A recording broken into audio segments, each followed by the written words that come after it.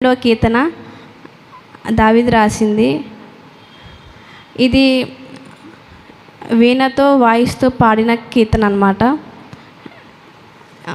ఇక్కడ అంటే ఒక వీణ 8 తీగలతో ఉన్నది. సో ఇక్కడ హార్ప్ అని ఇచ్చాడు. ఇక అష్టమ శృతి మీద పాడదగినది. నేను దీన్ని ఏంటో అనుకున్నాను, కానీ జస్ట్ వీణతో వాయిస్తున్న నీవు దరిద్రులను కాపాడేదవు, ఈ తరమవారి చేతిలో నుండి వారిని నిత్యము రక్షించదవు. నేను ఇక్కడ హైలైట్ చేయబడిన మాట ఏంటంటే ఈ తరం. సో దేవుడు మనకి ఇస్తున్న మాట ఏంటంటే ఈ తరం నుండి దేవుడు మనల్ని కాపాడుతున్నాడు. ఆ పై వచనం ఉంది కదా, యెహోవా నీవు దరిద్రులను కాపాడేదవు. మనం ఎవరమండి? దరిద్రులమే. ఆయన పరిశుద్ధుడు కాకమానడు, మనం పాపులు కాకమానం. ఆయన యందు మనం ఎప్పుడు మురికి గుడ్డలమే.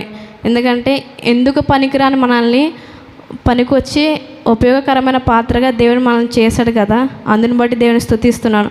సో దేవుడు మనకు ముందుగా చెప్పి పెడుతున్న మాట ఏంటంటే 5వ వచనం, బాధపడు వారికి చేయబడిన బలాత్కారం బట్టి దరిద్రుల నిట్టూర్పును బట్టి నేను ఇప్పుడే లేచేదను. మీకు ఇక్కడ ఒక సన్నివేశాన్ని గుర్తు చేస్తాను. ఇశ్రాయేలు ఐగుప్తులో ఉన్న సంవత్సరాలు 430 సంవత్సరాలు ఐగుప్తులో ఉన్నారు.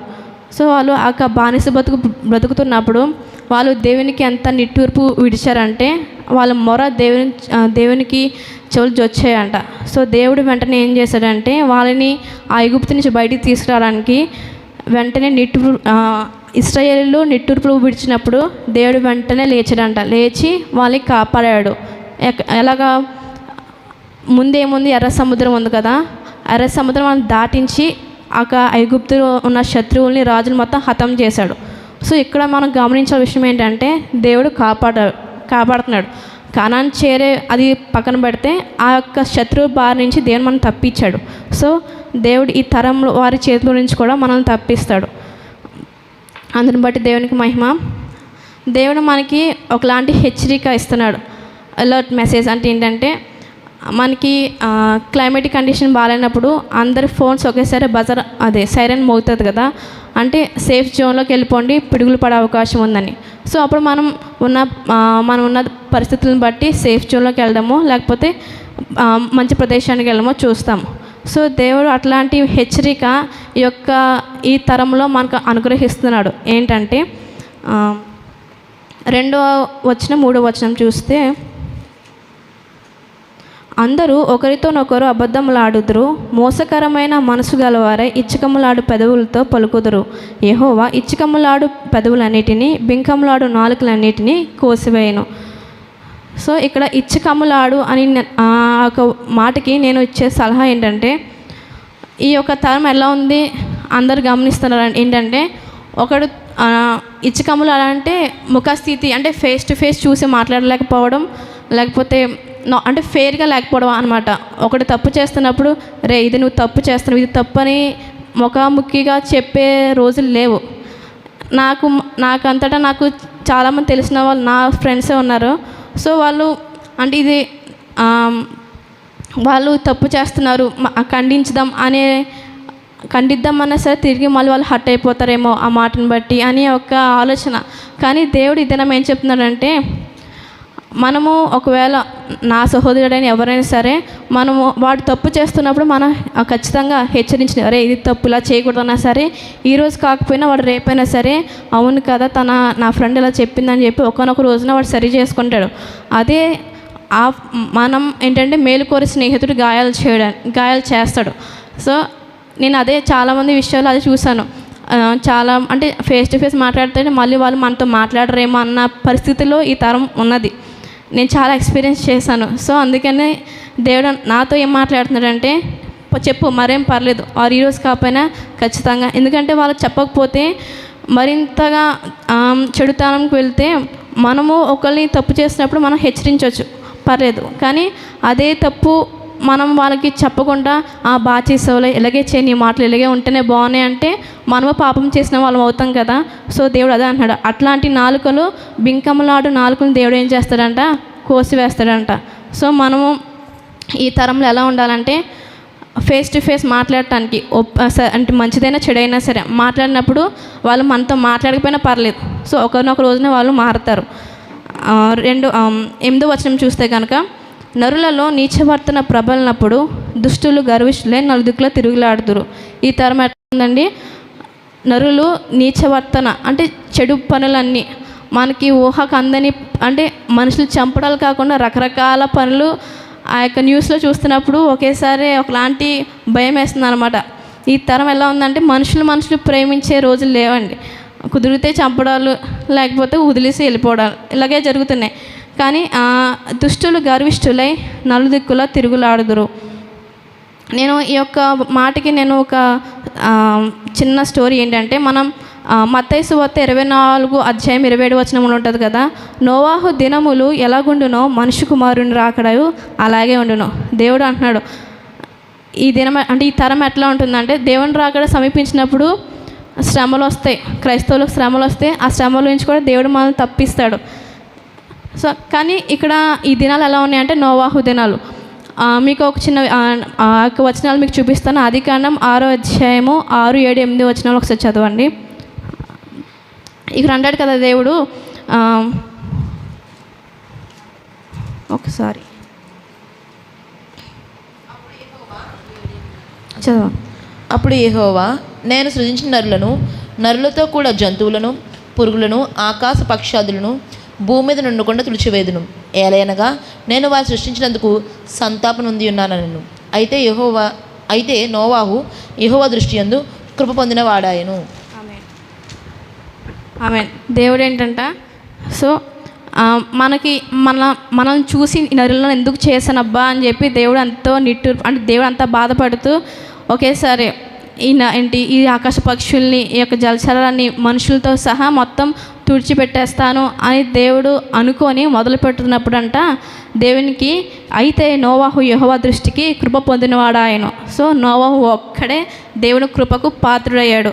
అంతేకాక 7వ అధ్యాయం 1వ వచనం చూస్తే, యెహోవా, ఈ తరము వారిలో నీవే నా ఎదుట నీతిమంతుడివై ఉండుట చూచితిని గనుక నీవును నీ ఇంటి వారును ఓడలోనికి ప్రవేశించుడి.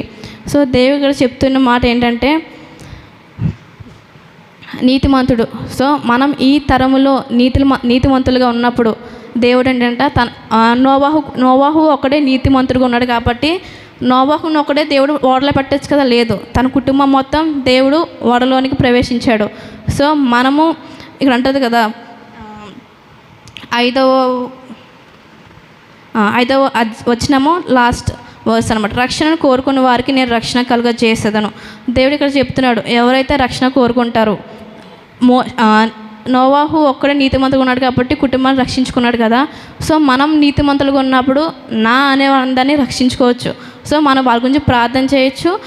అంతేకాక ఇక్కడ ఏంటంటే మన ప్రవర్తన ఫెయిర్గా ఉన్నప్పుడు మనము దేవునితో సమాధానంగా ఉంటూ మన ప్రవర్తన బట్టి మనం నీతిమంతులుగా ఉన్నప్పుడు దేవుడు మనం అంతగా హెచ్చించినప్పుడు ఖచ్చితంగా మనవారు మనల్ని చూసి ఏం చేస్తారంటే ఖచ్చితంగా ఒకనొక రోజు రక్షణ పొందుతారు అని దేవుని వాక్యం చెప్తుంది.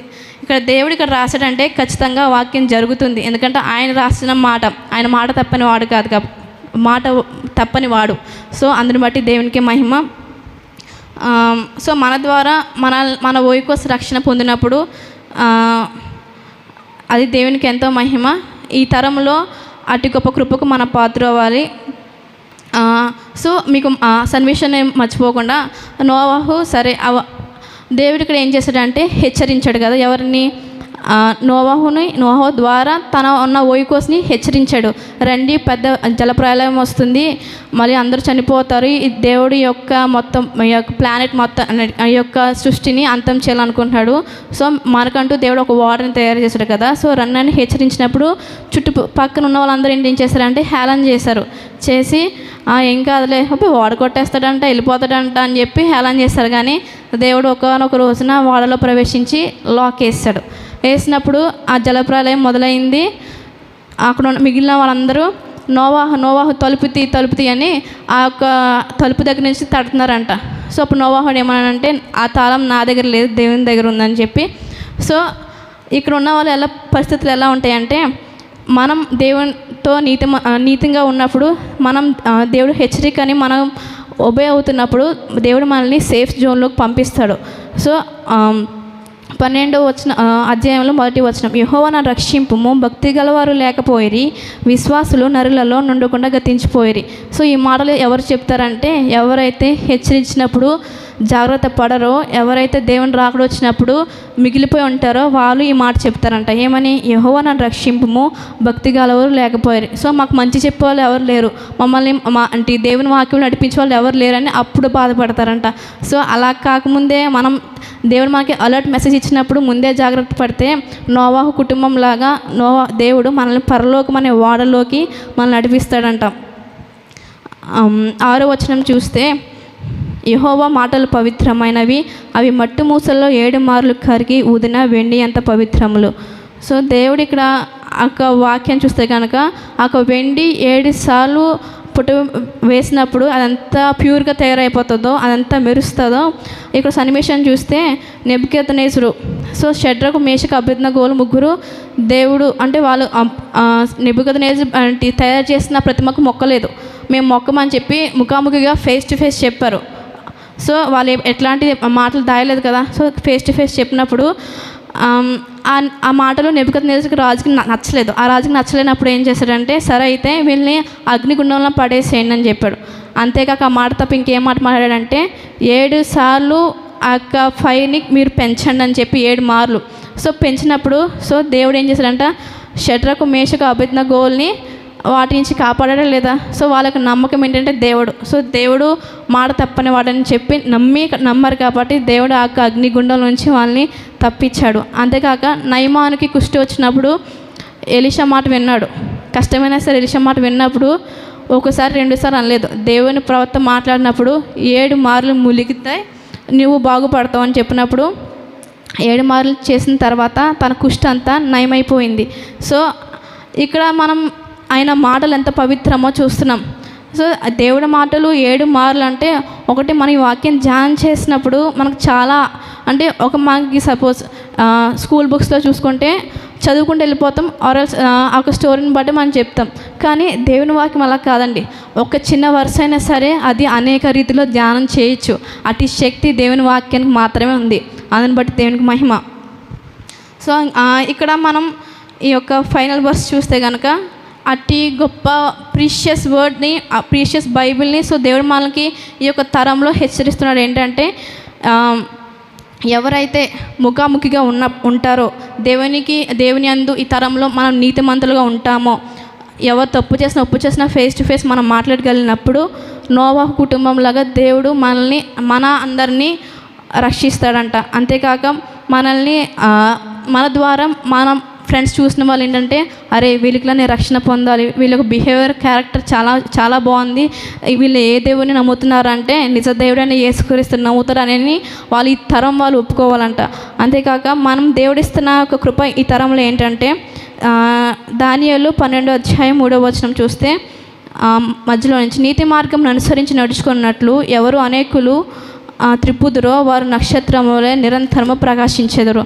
దేవుడు ఈ తరములో ఎవరైతే నీతిమంతులుగా ఉండి అనేక మందిని దేవుని చెంతకు నడిపిస్తారో ఈ తరంలోనే, ఎందుకంటే ఈ తరం కొనుక్కోబడుతున్నాం.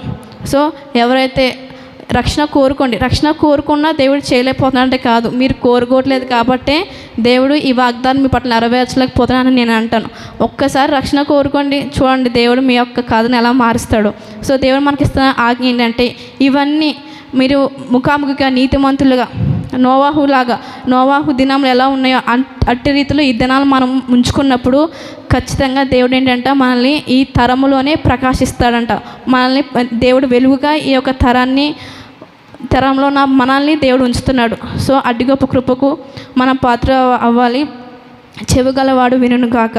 దేవుడు మిమ్మల్ని హెచ్చరించడమని నాకు తెలియదు, కానీ దేవుడైతే నన్ను చాలా హెచ్చరించాడు, చాలా అలర్ట్ చేశాడు. సో అందుని బట్టి దేవునికే సమస్తమైన మహిమ ఘనత ప్రభావాలు చెల్లును గాక. ఆమేన్.